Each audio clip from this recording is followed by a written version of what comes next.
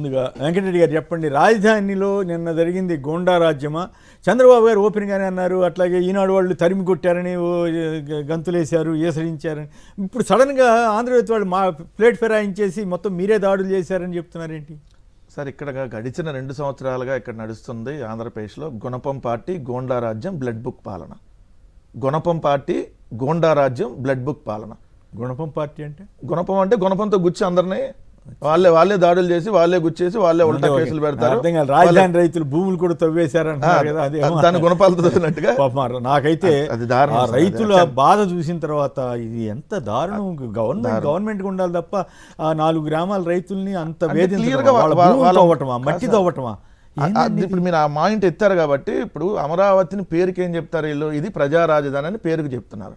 ఇది ప్రజా రాజధానా లేదంటే పచ్చమందల గేటెడ్ కమ్యూనిటీయా?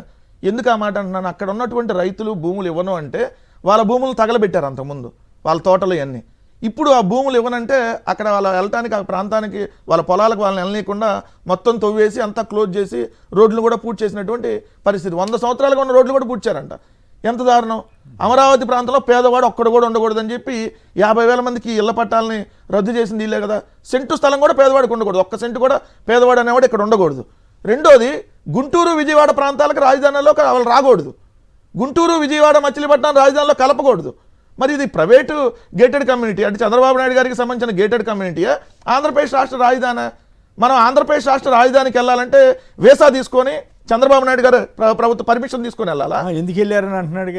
ఎందుకు వెళ్ళారంటే మీరేమో పక్క రాజధానిలో డైరెక్ట్గా వెళ్ళి ఉండొచ్చు. చంద్రబాబు కానీ, లోకేష్ కానీ, లేదంటే పవన్ కళ్యాణ్ కానీ వీళ్ళందరూ పక్కన హైదరాబాద్లో, తెలంగాణ రాజధాని హైదరాబాద్లోనే ఇల్లు కట్టుకొని వ్యాపారాలు చేసుకోవచ్చు. బట్ ఆంధ్రప్రదేశ్ రాష్ట్ర రాజధానికి మాత్రం ఎవరన్నా రావాలంటే పర్మిషన్ తీసుకొని రావాలి. వైసీపీ వాళ్ళని కాదు సార్, అమరావతి రాజధాని. నాట్ ఓన్లీ వైసీపీ ఇప్పుడు అక్కడ ఉన్న రైతులు ఎవరు? ఆ ప్రాంతానికి సంబంధించిన రైతులే. వాళ్ళు కూడా పర్మిషన్ తీసుకొని రావాలి. రేపు పొద్దున వాళ్ళ పొలాల్లోకి వాళ్ళు వెళ్ళాలంటే కూడా ప్రభుత్వం పర్మిషన్ వెళ్ళట్లేదంట కదా. అది వెళ్ళట్లేదు. వాళ్ళ ప్రాంతంలో వాళ్ళ పొలాల్లోకి వెళ్ళినా వాళ్ళ పర్మిషన్ తీసుకోవాలంట. అంటే ఏంటి? ఇక్కడ జరుగుతున్నటువంటి అవినీతి అక్రమాలను ఎవరైనా ప్రశ్నిస్తే వాళ్ళ మీద దాడులు చేస్తాం, వాళ్ళ మీద SC ST కేసులు పెడతామని ఓపెన్గానే ప్రభుత్వం పెట్టించింది. ఇంకో పాయింట్ ఏంది? దాని మీద ఎవరైనా వీడియోలు చేస్తే, రామ్నాథ్ గారు నేను ఇంకోలో చేస్తే ఆ వీడియోలన్నీ డిలీట్ చేపించేశారు. మొత్తం మీకు ఫేస్బుక్ లో this video is not available in India అని వస్తుంది. Xలోనేమో డైరెక్ట్గా కంప్లైంట్లు పెట్టి మరి డిలీట్ చేశారు. ఇన్స్టాలో కూడా అదే. అంటే అమరావతిలో ఆ రోజు మనం 2,500 అద్దాలకు అవుతుందని చెప్పినవి హైకోర్టుకి సుందరీకరణకు 500 కోట్లు అన్నాయి. అమరావతిలో జరుగుతున్న అవినీతి అక్రమాల మీద ప్రశ్నించిన ప్రతి వీడియోని డిలీట్ చేయించారు. అంటే అక్కడ అవినీతి అక్రమాలు జరుగుతుంటే తీసేస్తారు. దాంట్లో హేతుబద్ధత చూసుకో చెప్పట్లేదు సార్. పోలీస్ కంప్లైంట్ ఇచ్చిపిస్తున్నారు తెలుగుదేశం వాళ్ళ చేత. ఈ పోలీసులు అక్కడ వాళ్ళకి మెయిల్ పెడుతున్నారు. సో ఇవన్నీ మీరు తీసేయాలని చెప్పి మరి పోలీసుల నుంచి వచ్చిన మెయిల్ని తీసేసి వాళ్ళు తీసేస్తారు. ఎంత దారుణం అంటే ఇక్కడ చూడండి సార్, నిన్న రాసింది, ఈనాడు రాసింది, గుర్తు తెలియని వ్యక్తులు రాళ్ళు కోడిగుడ్లు విసిరారు. ఎవరు గుర్తు తెలియని వ్యక్తులు? వాళ్ళ గుర్తులు మేము చెప్పమంటారా? మీకు వాళ్ళు గుర్తు తెలియదు అంటున్నారు కదా, నేను చెబుతా వాళ్ళ గుర్తులు ఎవరెవరు ఆ పేరు అనేది. అంటే వాళ్ళకి గుర్తు లేదు, పార్టీ లేదా? ఈ రాయపూడి కిరణ్ మంగళగిరి నియోజకవర్గ TNSF అధ్యక్షుడు, ఇట్టా పెంచలయ్య టీడీపీ ST సెల్ నాయకుడు, మణిమాల నాగరాజు టీడీపీ మట్టి మాఫియా గోండా, దాసర కృష్ణ తాడేపల్లి టీడీపీ అధ్యక్షులు. ఇలా గుర్తులు ఉన్నాయి. ఇలా గుర్తులు ఇవి గుర్తు తెలియని వ్యక్తులని రాశారు కదా. రాసి అక్కడ ఏం చెబుతారు? దీంతో 2 కార్లు అద్దాలు పగిలాయి. రాయి పడిన సమయంలో కారులో మాజీ మంత్రి పేరు నాని ఉన్నారు. మరి పేరు నాని గారి మీద దాడి జరిగి రాయి మీద పడితే మరి కేసు ఎవరి మీద పడాలి? హత్యాయత్నం కేసు కదా వీళ్ళ మీద మీరు పెట్టాల్సింది. పెట్టకుండా ఏదో తూతూ మంత్రంగా పెట్టేసి, అది కూడా కానిస్టేబుల్ తీవ్రమైన గాయాలని మీరు మరి ఏ కేసు పెట్టాలి? పెట్టకుండా అసలు ఎవరో గుర్తు తెలియని వ్యక్తులంట. ఇలా గుర్తులు లేవా? అంటే ఈ గుర్తు తెలియని వ్యక్తులు మీరు పదవులు ఎందుకు వేశారు వీళ్ళందరికీ?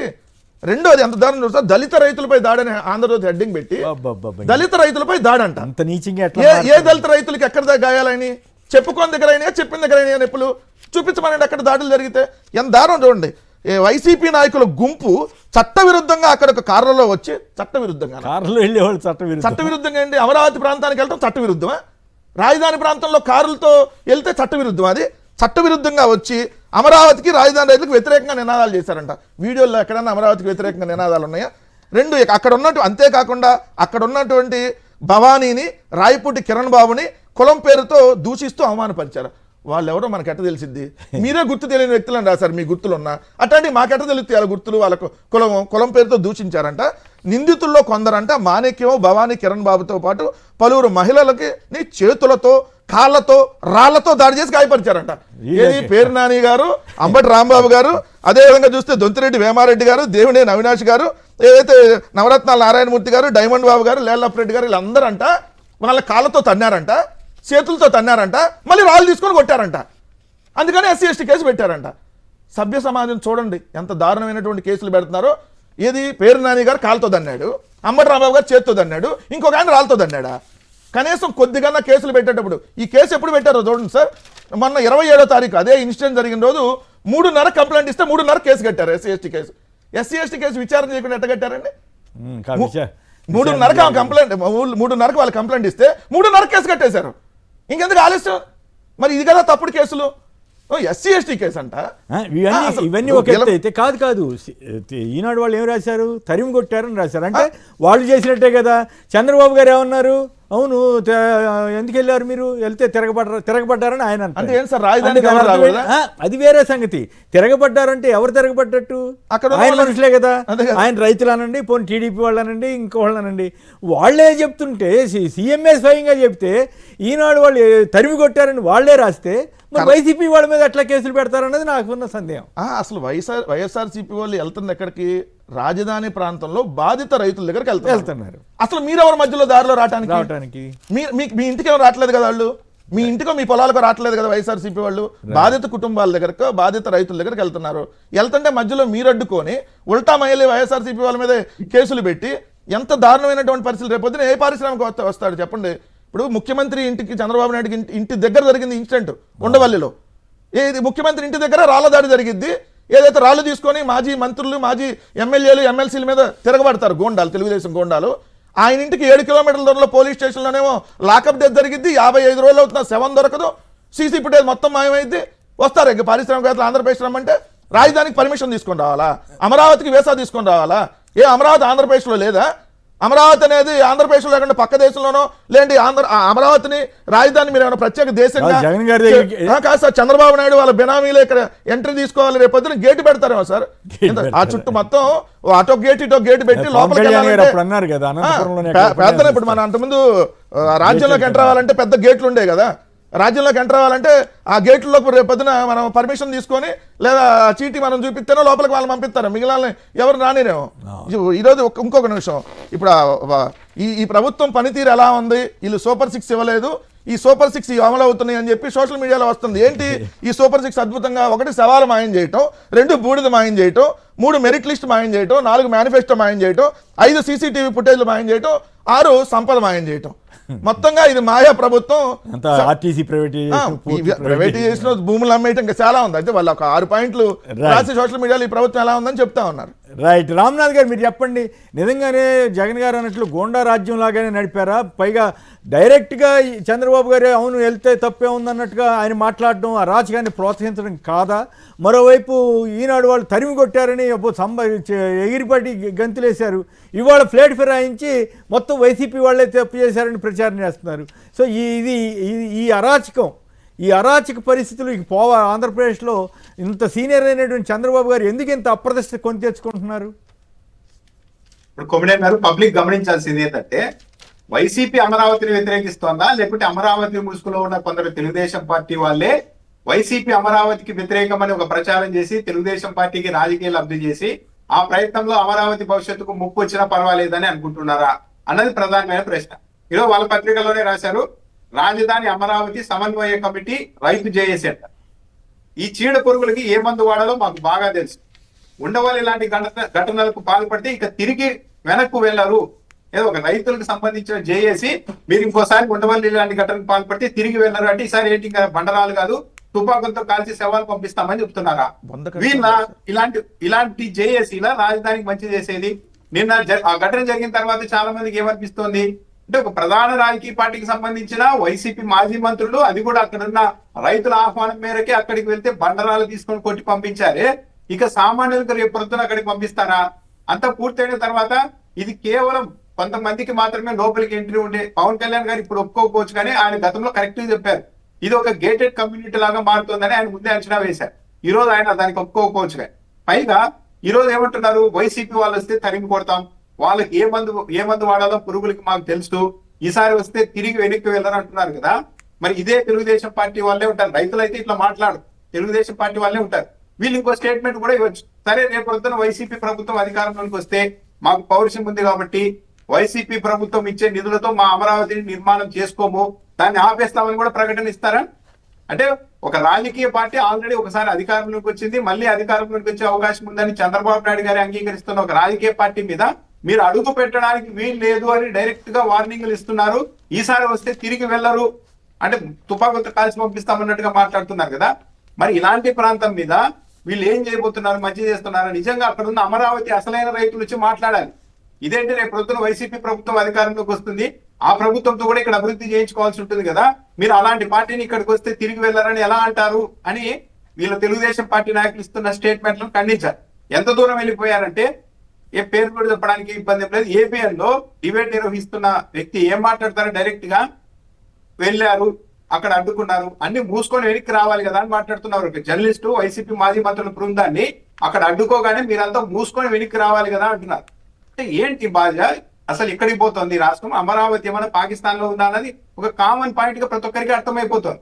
ఒక ప్రతిపక్షం అందులో ఏంటి, ఇల్లే మాజీ మంత్రులంతా అమరావతికి వ్యతిరేకంగా ర్యాలీ చేయలేదు, అమరావతికి వ్యతిరేకం అని చెప్పుకోలేదు. 4 గ్రామాల వాళ్ళు మమ్మల్ని ఏళ్ల తరబడి వేధిస్తూ వచ్చారు. ఇక ఈ 2 ఏళ్లుగా అయితే మమ్మల్ని అక్కడ ఉండనిచ్చే పరిస్థితి కూడా లేదు. ఒక రైతు చెప్తున్నారు 2 వైపులు వాగుంది నా పొలానికి, ఇంకో 2 వైపులు 30 అడుగుల మేర గోతి తవ్వి పడేశారు, నేను ఆ పొలంలోకి కూడా వెళ్ళడానికి లేదు. విద్యుత్ స్తంభాలన్నీ లారీలతో గుడ్డి పడగొట్టేశారు, విద్యుత్ సరఫరా లేదు. ఇలా రకరకాలుగా ఇబ్బంది పెడుతున్నారు మమ్మల్ని, ఒకసారి వచ్చి చూడండి నేను వాళ్ళ ఆహ్వానిస్తే వాళ్ళ ఆహ్వానం మేరకు వీళ్ళు వెళ్తే ఇటు దారిలోనే అడ్డుకొని బండరాళ్లతో కొట్టడం అంటే ఏంటి? వాళ్ళని మేము నలిపేస్తాం, ఆ 4 గ్రామాల్లో ఎవరైతే ల్యాండ్ పూలింగ్ లో భూములు ఇవ్వలేదో వాళ్ళని నలిపేస్తాం, కానీ ఎవరు కూడా వాళ్ళకి మద్దతుగా రాకూడదని డైరెక్ట్ గా చెప్తున్నారు కదా. ఇంత తెగింపు ఏ ప్రభుత్వంలో అయినా ఉంటుందా? పైగా బండరాళ్ళు వేసి కొట్టి నిన్న ఏం ప్రచారం చేస్తున్నారు వాళ్ళు? ఆ బండరాయి తీసుకొని వేసిన తెలుగుదేశం పార్టీ కార్యకర్త నారా లోకేష్ గారితో ఫోటో దిగిన వ్యక్తి అన్నది అంతా బయటకు వచ్చిన తర్వాత కూడా చూసారా, అతను బండరాయి వేసి మెల్లగా వెనక్కు వెళ్ళి వైసీపీ వాళ్ళ వెనక నిలబడ్డారు అని చెప్తున్నారు. అంటే ఒక తెలుగుదేశం పార్టీ కార్యకర్త కానిస్టేబుల్ బండ ఇచ్చుకొని కొడితే అతను ఒక్కసారికి కింద పడిపోతే అమ్మో ఏదో జరిగిపోయిందని చెప్పి అతను మెల్లగా జనాల్లోనికి జారుకుంటే అతను ఫలానా వ్యక్తి అని చెప్పాల్సిన మీడియా అతను వైసీపీ వైపు వెళ్ళిపోయాడు కాబట్టి అతను వైసీపీ కార్యకర్త అయి ఉంటారని పచ్చి నిర్లజ్జగా ఇంతగా అసత్య ప్రచారాలు చేస్తూ ఉన్నారంటే ఈ రాష్ట్రానికి ఏ చెడు కాలం దాపరించింది అనుకోవాలి కొమ్మినేని గారు? ఇంత అన్యాయంగా ప్రచారం చేస్తారు. చంద్రబాబు నాయుడు కేసు కూడా పెట్టలేదంట కదా, అతని పేరు కూడా ఎక్కడ పెట్టలేదని ఎక్కడ చదివా నేను. పెట్టారా? పేరు కూడా పెట్టలేదంట. అది ఘనమైన పోలీస్ వ్యవస్థ పతనం అవుతుందని అందరూ అంటున్నారంటే ఇట్లాంటివి జరిగితేనే కదా, వాళ్ళు కాస్త చిత్తశుద్ధితో ఉండాలి కదా. దిగ్భ్రాంతి కలిగించే అంశం ఏంటంటే కానిస్టేబుల్ కి రాయితో కొడితే అతను పిలబిల్లాడికి పడిపోతే అతని మీద ఎవరు రాయితో వేశారనేది విజువల్స్ ఉన్నా సరే ఆ కేసు కానిస్టేబుల్ మీద పలానా వ్యక్తి దాడి చేశాడు అందుకే ఈ కేసు పెట్టామనేది ఇప్పటి వరకు లేదు. ఎంత దిగజారిపోయింటాల వ్యవస్థ? ఎందుకు ఇప్పుడు కేసులు పెట్టే పరిస్థితి అయితే లేదు. కొమ్మినేని గారు మొన్న అవనిగడ్డకు వెళ్ళారు 4 రోజుల క్రితం నారా లోకేష్ గారు. అక్కడ ఏదో చిన్న కార్యకర్తలు కంప్లైంట్ చేస్తే మాకు ఇబ్బందులు ఉన్నాయి అని ఏం చెప్తున్నారు? డీజీపీని పంపిస్తా ఇక్కడికి అంటున్నారు. లా అండ్ ఆర్డర్ ఆయన చేతుల్లో లేదు, హోంమంత్రి కాదు, నేను డీజీపీని ఇక్కడికి పంపిస్తా అంటున్నారు. తప్పు చేసినా సరే సరిదిద్దుకుంటామే కానీ మీరు కేసులు పెట్టడానికి వీలు లేదు అంటున్నారు.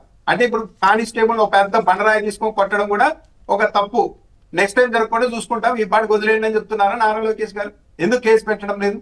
ఒక ముఖ్యమంత్రి అయింది ఈ ప్రాంతానికి మీరెందుకు వెళ్ళారు అంటే ఇక ఎప్పుడు కూడా అమరావతికి వైఎస్ఆర్సీపీ వాళ్ళు ఎవరు కూడా వెళ్ళకూడదా? కాదు ఇన్ని వేల ఎకరాలు ఎందుకు, ఇన్ని లక్షల కోట్ల అప్పులు ఎందుకు అని చెప్పిన వాడు జర్నలిస్టులు కానీ ఎవరు సామాజికవేత్తలు కానీ ఎవరిని రానివ్వట్లే. అక్కడికి వెళ్ళాలంటే భయపడే పరిస్థితి అండి. ఎవరైనా వ్యతిరేక వ్యాఖ్యలు చేసిన వాళ్ళు ఎవరైనా రండి మీరు స్వేచ్ఛగా చూడండి ఇక్కడ ఏం జరుగుతుందో చూడండి అని చెప్పాల్సిన ప్రభుత్వం కానీ లేదు, కొంతమంది తెలుగుదేశం వారు కానీ వాళ్ళ అనుకూలురు కానీ పోనీ అమరావతికి అనుకూలంగా ఉన్నవాళ్ళు కానీ భయపడే పరిస్థితి. అమరావతి గ్రామాల్లో తిరగాలంటే యు బిలీవ్ ఇట్, జర్నలిస్టులు తిరగాలన్నా కూడా భయపడే పరిస్థితి వాతావరణం సృష్టిస్తున్నారండి. అది ఎంత దుర్మార్గం అది. అది రాజధానికి మంచిదా? ప్రజా రాజధాని అన్నప్పుడు మీ ఇష్టం ఏదన్నా తిరగండి, మీ అభిప్రాయాలు చెప్పనివ్వండి అని అడగాల్సిన వాళ్ళు చివరికి పొలాల రైతుల్ని అంత వేధిస్తున్నప్పుడు ఇక మిగతా వాళ్ళ సంగతి ఏం చెప్తాంలేండి. ఇప్పుడు కొమ్మినేని గారు తెలుగుదేశం పార్టీ జర్నలిస్టు కాకుండా ఆ పార్టీ మీడియా సంస్థలు పనిచేసే జర్నలిస్టు కాకుండా ఎవరైనా సరే స్వేచ్ఛగా కెమెరా తీసుకెళ్లి అక్కడ జరుగుతూ ఉన్నామని రికార్డ్ చేసే పరిస్థితి ఉందా? మీరు చెప్పినట్టు లేదు. సరే వీళ్ళంతా ఏం చెప్తున్నారు? వీళ్ళే మాజీ మంత్రులు అక్కడికి వెళ్ళి రెచ్చగొట్టి రాళ్ళు విసిరి వివత్సం సృష్టించడం వల్ల గొడవ జరిగిందని చెప్తున్నారు కదా. మరి అదే నిజమైతే మరి వాళ్ళ పత్రికల్లోనే ఈ రోజు రాసుకున్నట్టు అమరావతి సమన్వయ కమిటీ రైతుల జేఏసీ పేరుతో ఇంకోసారి ఇక్కడి గుడవల్లి లాంటి ఘటనలు పాల్పడేందుకు వస్తే మిమ్మల్ని వెనక్కి తిరిగి పంపించామని చెప్తున్నారంటే ఇది కదా రౌడీయిజం, ఇది కదా బెదిరింపులంటే. అవును. అంటే మేము మొన్న నాళ్లతో మాత్రమే కొట్టి పంపించాం, ఈసారి వస్తే మీ సేవలు కూడా రామనాథ్ అన్న బొంద పెడతామని చెబుతున్నారు అక్కడ రైట్. ఇక డైరెక్ట్ గా